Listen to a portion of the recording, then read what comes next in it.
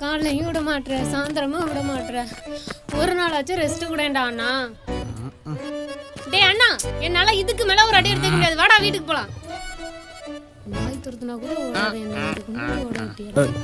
வீட்டில் சமைக்கிறது இல்லை, துணி துவைக்கிறது இல்லை, பாத்திரம் விளக்குறது இல்லை, வாசக்கூட்டி கோலம் போடுறது இல்லை, எதுவும் பண்ணுறது இல்லை. இங்கே ஓட சொன்னால் மட்டும் உனக்கு வலிக்குதே. ஒன்றை சொல்லி குத்தம்லடி, உங்கள் ஒப்பனை சொல்லணும்.